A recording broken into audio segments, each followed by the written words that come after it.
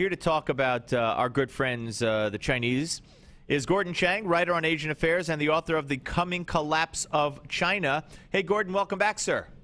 Thank you so much. Well, it's my pleasure. Okay, so first of all, of course, this is all theater. I mean, imagine that China might even suspect that we've been spying on them. What an outrage.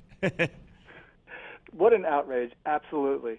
You know, the Chinese have conducted the most extensive hacking campaign against American networks for at least 20 years.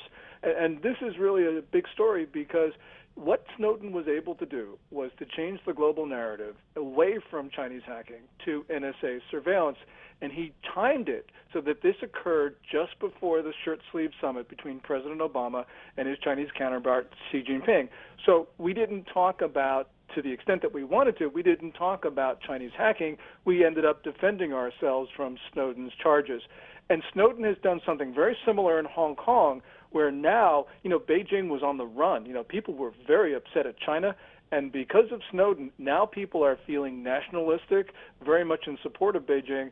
So Snowden's been very useful for the Communist Party. All right. Now, do you think that Snowden, I mean, his choice of Hong Kong is certainly curious. His defense of China in the immediate aftermath, the first interview he gave to the British newspaper on video, he talked about how not all of China is restrictive to the internet. There are parts that are okay, but blah blah blah. And of course, many have said that the Chinese will never let him out of there without debriefing him completely. But I don't think he needs to be debriefed. I think he's willing to give everything he has to them. So, what role do you think?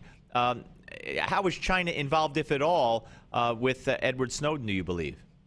Well, Snowden could have been working for Chinese intelligence when he was in Hawaii, or he could have been working alongside Chinese intelligence. But what we do know is that last week, the South China Morning Post, the paper in Hong Kong, revealed that Snowden had delivered to the Post documents which had technical, detailed information about the way the NSA was surveilling Hong Kong and China. So he was revealing sources and methods. And this had really nothing to do with being a whistleblower. This had everything to do with giving aid and comfort to Beijing. This does not look good. So at the end of the day, I don't know what's in Snowden's mind, but what he is doing everything he possibly can to hurt the United States. No, I couldn't agree with you more. And his father today made a plea that he hopes he doesn't give anything out that would amount to treason.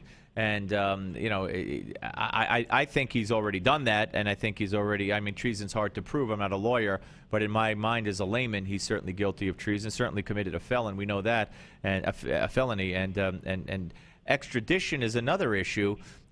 We have an extradition treaty with Hong Kong. How much of a role, though, can China play in keeping our hands off of him and keeping Snowden safe in Hong Kong? Well, Beijing can certainly block any sort of surrender of Snowden to the United States.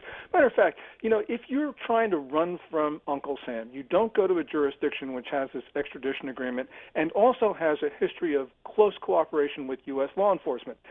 Snowden says that he went to Hong Kong because it is one of the few jurisdictions that had the willingness and the capability to resist the U.S. Well, Hong Kong on its own is helping the U.S. on so many different law enforcement matters. Really, the only reason why Snowden would not be sent back to us is because of Beijing. Snowden had to know this. And the only reason that Beijing is not going to send him back is because he's giving information to the Chinese.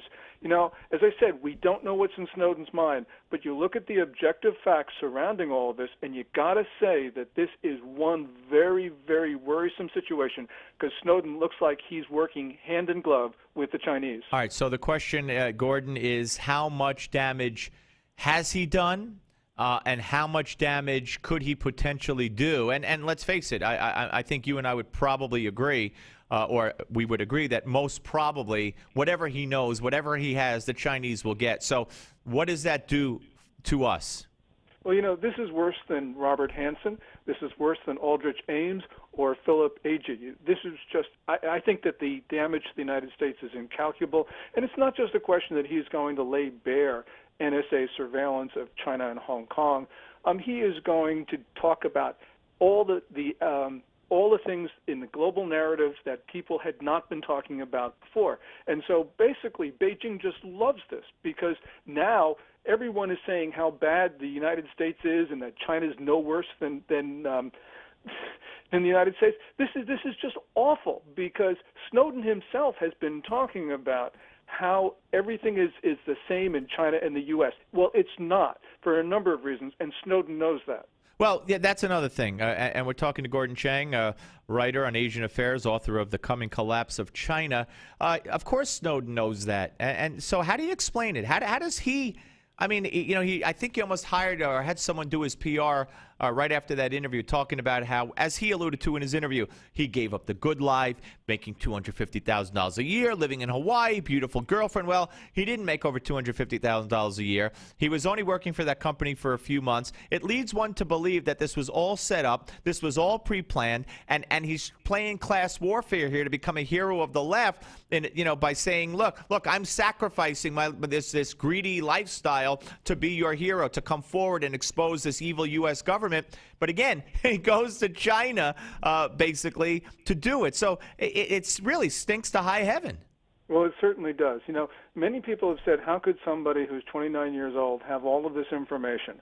And the answer is, maybe he didn't do this on his own. Right. Maybe he was being used as a dropbox. In other words, that there are people in the NSA who had been turned by China, who were delivering information to Snowden. And they tipped off Snowden that law enforcement was closing in on him, so Snowden left for the only place that he knew where he would be safe, and that is somewhere that Beijing controlled. And, of course, that's Hong Kong, where now the Politburo Standing Committee in Beijing determines Snowden's fate, as well as the fate of his thumb drive and his laptops. The important point here is that I don't think Beijing's going to let Snowden go, because Snowden can talk about the other people in NSA who are working for China. And so I think it's not the technical information. Oh, Beijing will get all of that. They'll drain the kid. But that's not the reason why they'll keep him. They'll keep him because they want to protect their other agents in place in Hawaii. Right, and you said other agents, meaning that, and you do believe that he was affiliated in some way with China as working for China or working with others who were, correct? Yeah, it's either he was working for Chinese intelligence directly, or he was working alongside Chinese intelligence, really trying to accomplish many of the same means, because the kid could be deluded. So we don't know whether he is evil or deluded, but the point is he was working with the same aims that China has, and therefore we have to be very concerned. Yep. And we got to be concerned about the other people who have he left behind